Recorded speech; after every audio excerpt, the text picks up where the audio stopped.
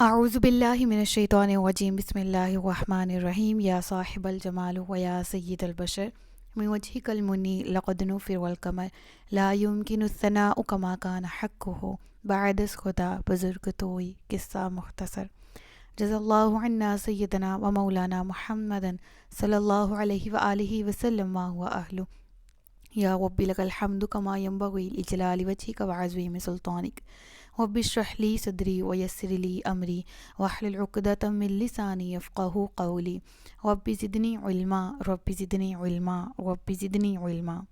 السلام علیکم ورحمۃ اللہ وبرکاتہ۔ میں حافظہ افرا جاوید اسلام آپ سب سے مخاطب ہوں، اپنے یوٹیوب چینل انفینٹ اسلام میں آپ سب کو خوش آمدید کہتی ہوں۔ امید کرتی ہوں آپ سب خیریت سے ہوں گے، زندگی پرسکون، پر اطمینان اور ایمان بالخیر گزر رہی ہوگی۔ پارہ نمبر 10 اور سورہ توبہ کا باقاعدہ آغاز کیا جا چکا ہے۔ سورۃ التوبہ کی آیت نمبر 37 تک ہم گزشتہ اسباق میں پڑھ چکے ہیں۔ آج کے سبق میں آیت نمبر 38 سے باقاعدہ آغاز کیا جا رہا ہے، جس میں اللہ رب العزت ارشاد فرماتا ہے، یا ایھا الذین آمنوا، اے ایمان والو، ما لکم اذا قیل لکم انفروا فی سبیل اللہ اثاقلتم الی الارض اردیتم بالحیاۃ الدنیا من الآخرہ فما متاع الحیاۃ الدنیا فی الآخرۃ الا قلیل۔ ترجمہ: اے ایمان والو، تمہیں کیا ہوا جب تم سے کہا جائے کہ اللہ کی راہ میں نکلو تو زمین کے ساتھ لگ جاتے ہو؟ کیا تم آخرت کی بجائے دنیا کی زندگی پر راضی ہو گئے؟ تو آخرت کے مقابلے میں دنیا کی زندگی کا ساز و سامان بہت ہی تھوڑا ہے۔ اب گزشتہ اسباق میں ہم نے غزوہ حنین کا ذکر کیا، اس کے بارے میں پڑھا، مختصراً پڑھا، اور ڈیٹیل بھی انشاءاللہ الگ سے آپ کو پڑھا دی جائے گی۔ غزوات والے پلے لسٹ میں آپ کو وہ لیکچر مل جائیں گے۔ اب یہاں پر ایک اور غزوے کا ذکر ہے، اور اسلامی تاریخ میں اسے غزوہ تبوک کے نام سے جانا جاتا ہے۔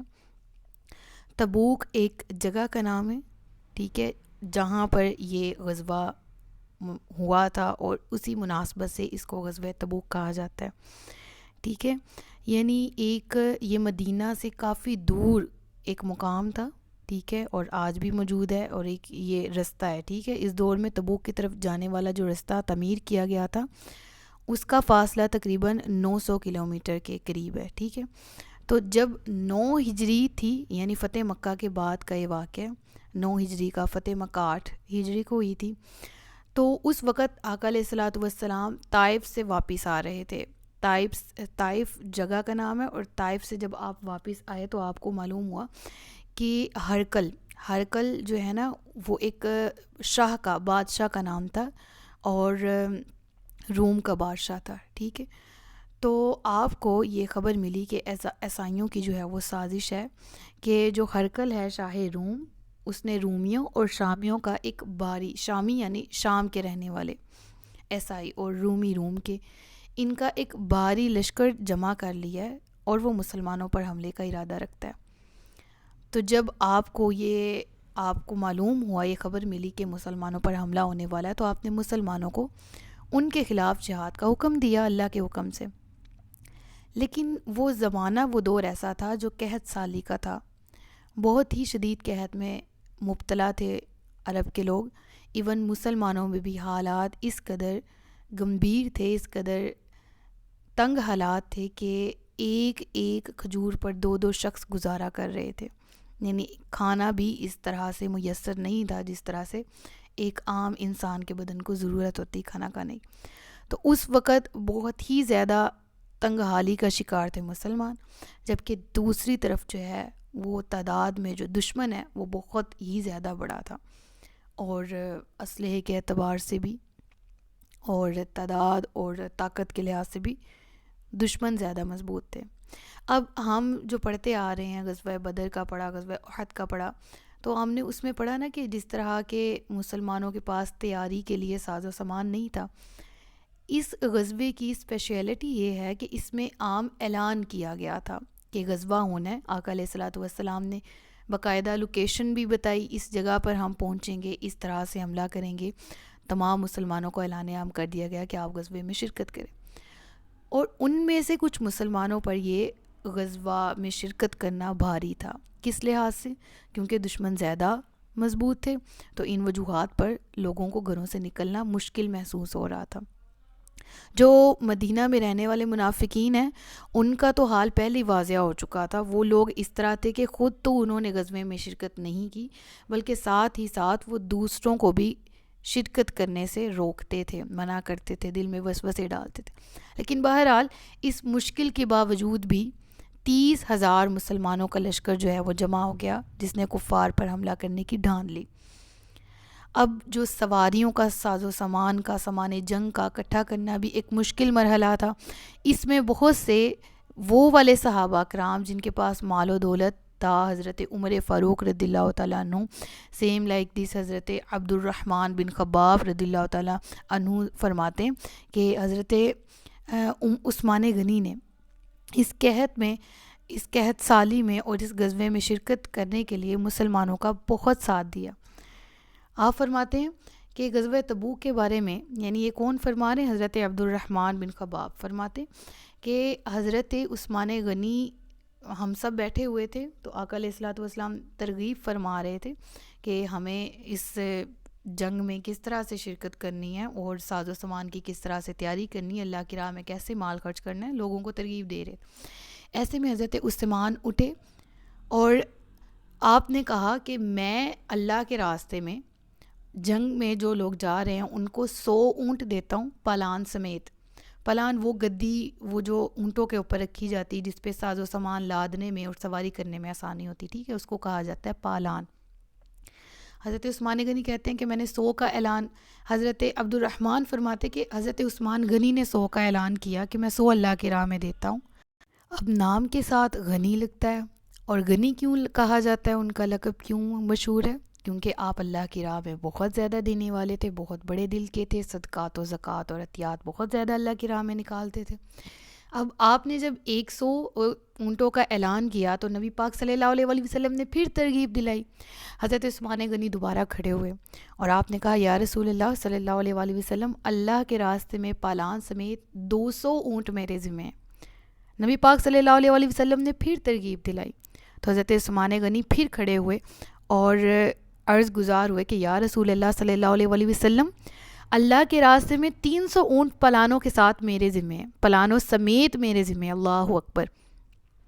تو حضرت عبد الرحمن فرماتے ہیں کہ میں نے دیکھا کہ نبی کریم صلی اللہ علیہ وسلم اس وقت منبر سے نیچے تشریف فرما تھے، اور اس کے بعد جب نیچے تشریف لائے اور آپ ساتھ ہی ساتھ فرما رہے تھے کہ اس کے بعد عثمان رضی اللہ تعالیٰ عنہ جو بھی عمل کریں ان پر کوئی حرج نہیں، اللہ اکبر۔ یہ ترمذی شریف کی روایت ہے، اور کس قدر جامع اور کس قدر محبت بری یہ ہمیں روایت ملتی ہے جو حضرت عبد الرحمن فرما رہے ہیں حضرت عثمان غنی کی محبت خدا، محبت اللہ، محبت رسول اللہ اور محبت ایمان میں۔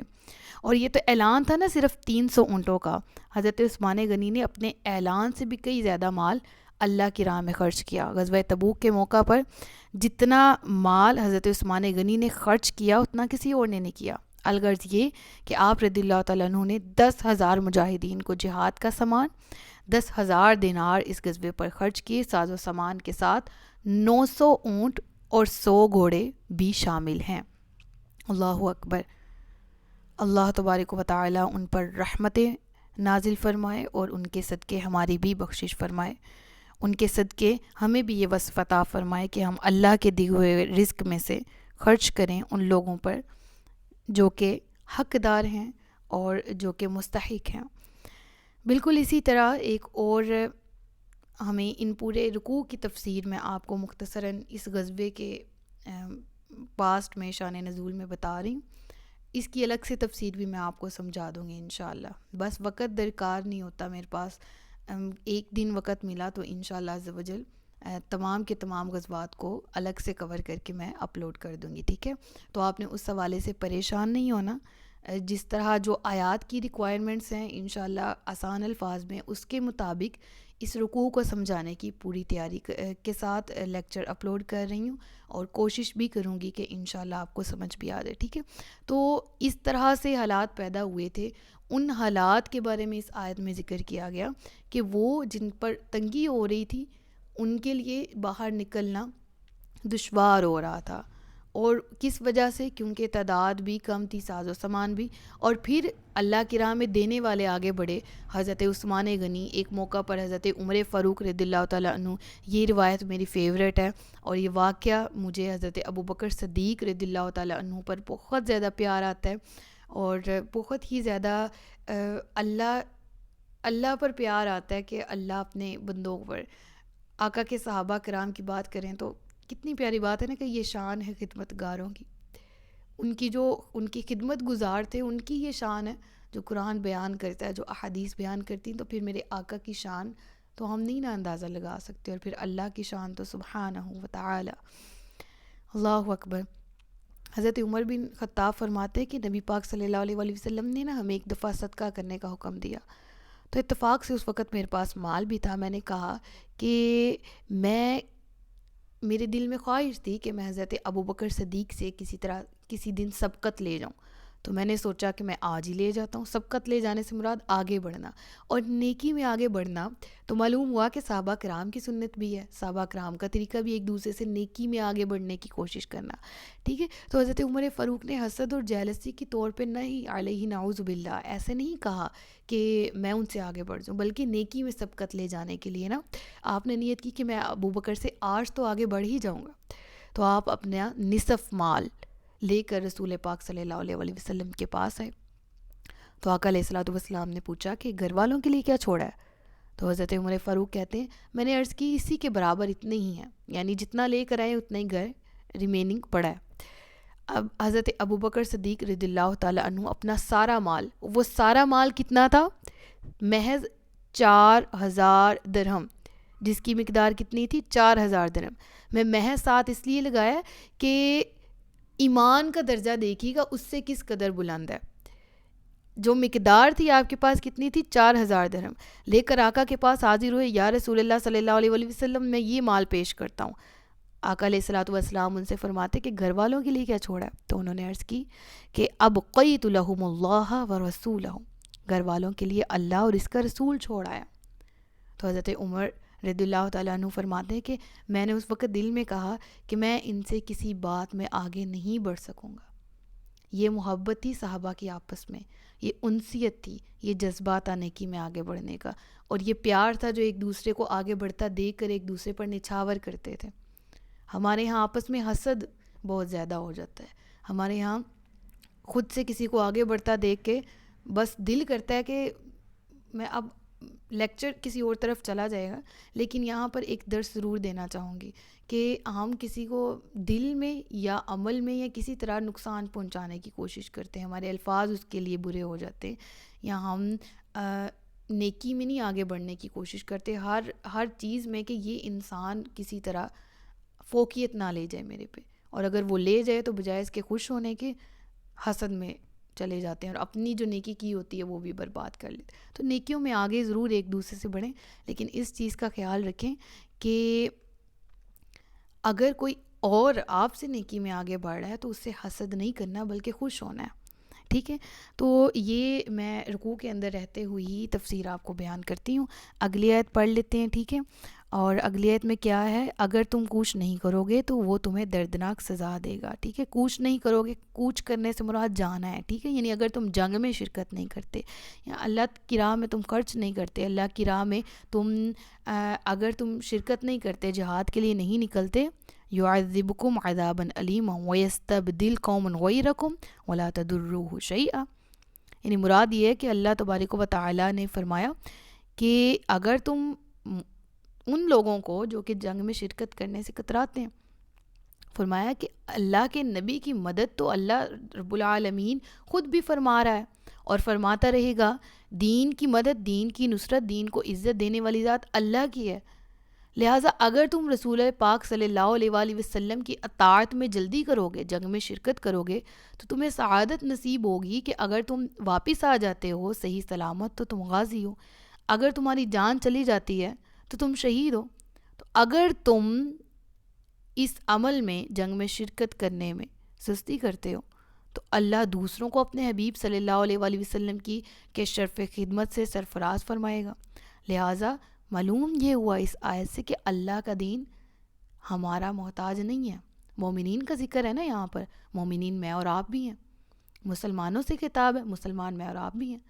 تو اللہ کیا فرما رہا ہے، اگر مدد نہیں کرو گے رسول پاک کی، رسول پاک کی مدد ہم کیسے کر سکتے ہیں؟ دین کی تبلیغ کر کے، دین پر عمل کر کے، دین کو عام کر کے. اور ایک اور چیز، دین کی بات پھیلا کے بھی. فار ایگزامپل میں لیکچر بنا رہی ہوں، ریکارڈ کر رہی ہوں، آپ اپنے لیول پر تبلیغ کریں، آپ یوٹیوب کا استعمال کریں، انسٹاگرام کا، فیس بک کا، واٹس ایپ کا، کسی کا بھی تبلیغ اپنے طور پر کریں. نہیں بولا جا سکتا، نہیں بولنے کی ہمت یا نہیں بولنا آتا، سیکھیں. اور یہ بھی نہیں تو کسی اور کا جو میسیج ہے اس کو فارورڈ تو کر سکتے ہیں نا. لائک یہ لیکچر ہے، اس کو آگے شیئر کر سکتے ہیں، تاکہ آپ کی وجہ سے اگر کسی کی قوت سماعت سے، کسی کی سماعتوں سے یہ بات ٹکرا رہی ہے، جو نیکی کی ہے، جو اچھی اصلاح کی ترغیب دین کی بات ہے، تو اس کا ثواب آپ کو بھی پورا ملے گا. ٹھیک ہے نا. تو دین اللہ کا جو دین الہی ہے وہ ہمارا کسی بھی طرح سے محتاج نہیں. اگر ہم مدد کر رہے ہیں دین میں تو یہ ہمارا ہی شرف ہے، اس میں ہماری ہی بہتری ہے. اور اگر ہم دین کی مدد نہیں کرتے تو اس میں نقصان ہمارا اپنا ہے. اللہ الصمد، اللہ بے نیاز ہے. ٹھیک ہے. واللہ، اور اللہ، آخری اب کیا ہے آیت کا آخری حصہ دیکھیں، علی کل شیء قدیر، ہر چیز پر قادر ہے، ہر شے پر قادر ہے. اور اگر تم نبی کی مدد نہیں کرو گے تو اللہ ان کی مدد فرما چکا ہے. اب یہاں پر یہ میری بہت بہت بہت فیوریٹ آیت، ایور گرین، یعنی قرآن کی تو ہر آیت ہی دل پر اثر کرنے والی، اور ہر آیت پہ ہی جس میں اللہ کا، اللہ کے نبی کا اور نیک لوگوں کا ذکر ہو تو محبت اور پیار تو چھلکتا ہی ہے. اب یہ جو آیت نمبر 40 ہے نا، یہ اس لحاظ سے میری فیوریٹ ہے، آپ نے یاد رکھنا ہے سورۃ التوبہ کی آیت نمبر 40. کہ کوئی آپ سے ویسے بھی سوال پوچھ سکتا ہے کہ اللہ کے نبی کے صحابی حضرت ابو بکر صدیق رضی اللہ تعالیٰ عنہ کا ذکر قرآن میں کہاں آتا ہے؟ ہم یہاں پر صحابی، اب دیکھیں حضرت زید کا ذکر قرآن میں ہے ان کے نیم کے ساتھ، یہاں نیم کے ساتھ ذکر نہیں ہے، لیکن مراد حضرت ابو بکر صدیق ہیں. ٹھیک ہے. اور وہ کیا ہے، آیت پڑھیں گے، تفسیر سمجھیں گے.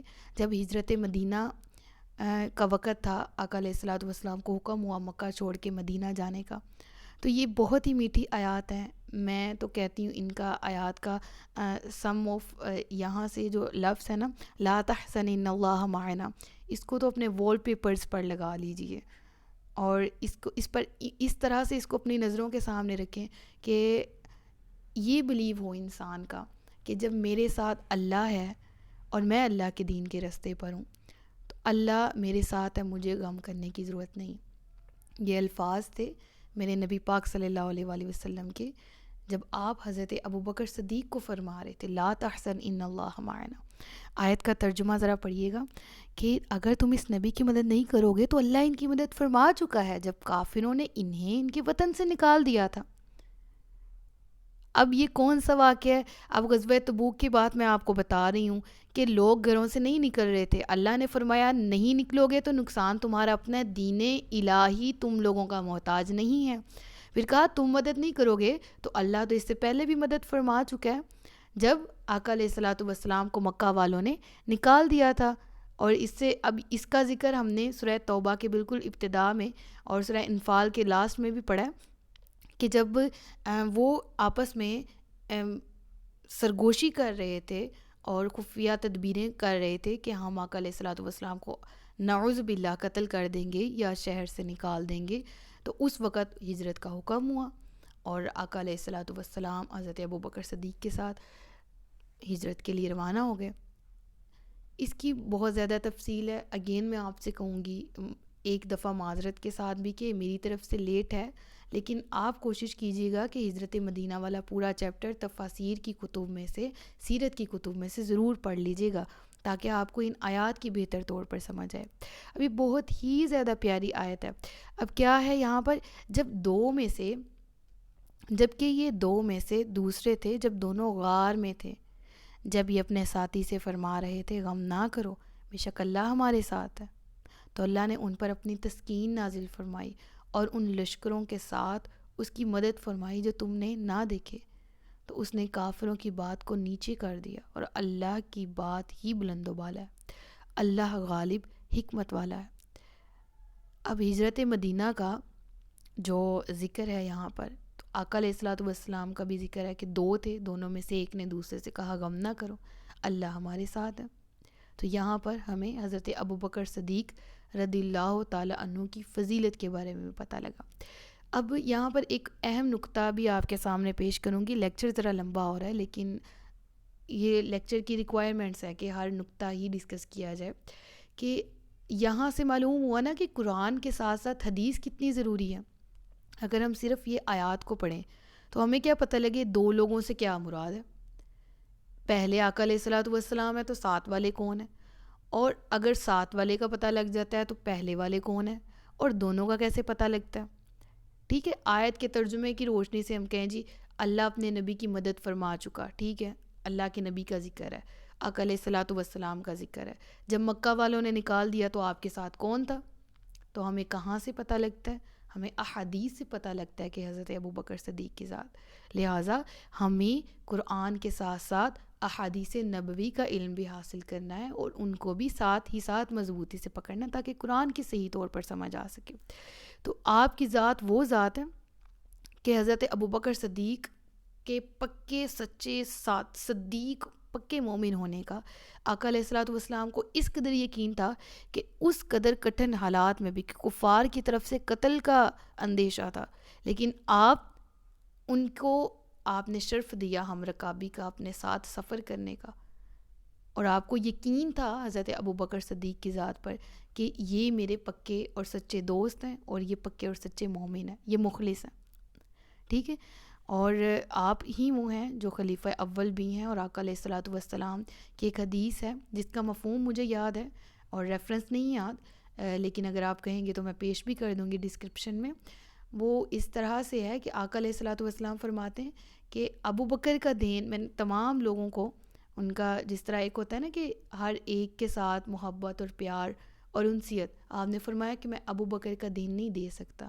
مراد کہ اس کا اجر، ان کا مقام و مرتبہ رتبہ اللہ کے ہاں بہت زیادہ بلند ہے. اور حضرت عمر والی جو حدیث ہے اس سے بھی ہمیں یہ سیکھنے کو ملتا ہے کہ حضرت عمر خود فرماتے ہیں کہ میں اس وقت یہ سوچا کہ میں ان سے سبقت لے جاؤں گا. میں آدھا مال جو کہ قیمت میں بہت زیادہ تھا وہ ان کی خدمت میں پیش کیا اور کہا آج تو میں آگے چلا گیا، سبقت لے گیا. لیکن اتنے میں حضرت ابوبکر صدیق آئے، سارا ہی مال لے اور کہا کہ میں پیچھے اللہ اور اس کے گھر والوں کے لیے اللہ اور اس کے رسول کو چھوڑ آیا ہوں، تو میں نے یہ کیا جانا کہ میں ان سے آگے نہیں بڑھ سکتا. یہ تھی محبت حضرت ابوبکر صدیق کی دین کے لیے. اور اس کے علاوہ بہت سی احادیث ہیں. سیرت نبوی کو پڑھیے، سیرت صحابہ کرام کو پڑھیے، اپنے دین کی اصل کو سمجھیے. اللہ تعالیٰ ہمیں بھی ثابت قدمی عطا فرمائے. پھر اس کے بعد اگلی آیت پڑھ لیتے ہیں، اور اگلی آیت کا حصہ کچھ اس طرح سے ہے: تم مشقت اور آسانی ہر حال میں کوچ کرو اور اپنے مال اور اپنی جانوں کے ساتھ اللہ کے راستے میں جہاد کرو، اگر تم جانو تو یہ تمہارے لیے بہتر ہے. اگر آسانی سے ملنے والا مال ہوتا تو درمیانہ سا سفر ہوتا، وہ تو ضرور تمہارے پیچھے چلتے، لیکن مشقت والا سفر ان پر بہت دور پڑ گیا، اور اب اللہ کی قسم کھائیں گے کہ ہمیں طاقت ہوتی تو ہم آپ کے ساتھ ضرور نکلتے. یہ اپنے آپ کو ہلاک کر رہے ہیں اور اللہ جانتا ہے یہ بے شک جھوٹے ہیں. اب یہاں ان منافقین کا ذکر ہے، یہاں پر ذکر ہے نا، دیکھیں اور تم مشقت اور آسانی ہر حال میں کوچ کرو. تو ان میں سے کچھ لوگوں نے کیا کیا. اب آیت یہ جو گرین حصہ ہے دیکھیں آیت نمبر 42 کا، اگر آسانی سے ملنے والا مال ہوتا یا درمیانہ سے سفر ہوتا، یعنی اتنی مشقت نہ اٹھانی پڑتی تبوک تک جانے کے لیے، اور آسانی سے ملنے والا مال سے کیا مال غنیمت، یعنی انہیں نظر آ رہا ہوتا ان منافقین کو کہ جیت ہماری ہے اور مال غنیمت ہمارا ہوگا، یہ زیادہ ہمیں سفر کر کے جانا نہیں پڑے گا. تو یہ منافقین کیا کرتے، ضرور تمہارے پیچھے چلتے یا رسول اللہ، لیکن کیا ہے مشقت والا سفر ہے، یہ ان پر بھاری پڑ رہا ہے. میں نے آپ کو بتایا نا کہ کتنی دور، کتنے 900 کلومیٹر غالباً آیت کے آغاز میں نے آپ کو بتایا کہ اتنا سفر بنتا تھا آج کے دور کے حوالے سے. ٹھیک ہے، تو وہ تو کافی، اور اس وقت تو اس طرح اتنی فاسٹ ٹرانسپورٹ بھی نہیں ہوتی تھی. ٹھیک ہے، اونٹ اور گھوڑے ہوتے تھے. اللہ فرماتا ہے ان پر یہ مشقت والا سفر تھا، اس لیے انہیں بہت بھاری پڑ گیا. اب اللہ کی قسمیں کھا کر کیا کہیں گے، ہمیں طاقت ہوتی تو ہم ضرور آپ کے ساتھ نکلتے. یہ اپنے آپ کو ہلاک کر رہے ہیں. یعنی خود کو جہنم کے سپرد کر رہے ہیں، اپنی دنیا بھی خراب کر رہے ہیں، آخرت بھی، جہاد کا انکار کر کے. اور پھر اللہ کیا فرما رہا ہے، اور اللہ جانتا ہے کہ یہ جھوٹے ہیں. یعنی مراد اب یہاں پر کیا ہے کہ اللہ تبارک و تعالیٰ سے کوئی چیز نہیں چھپ سکتی. تو ان والی جو منافقین کے حالات ہیں وہ اس آیت میں بتا دیے گئے اور واضح بھی کر دیے گئے. انشاءاللہ اگلے رکوع میں ہم مزید تفصیلات پڑھیں گے. صدق اللہ العلی العظیم و صدق رسولہ النبی الکریم. سچ فرمایا اللہ نے جو عظمت والا ہے. اپنا بہت سا خیال رکھیے گا، مجھے دعا میں یاد رکھیے گا. تاج تاریخ ختم نبوت زندہ باد، پاکستان ہمیشہ زندہ باد. السلام علیکم ورحمۃ اللہ وبرکاتہ.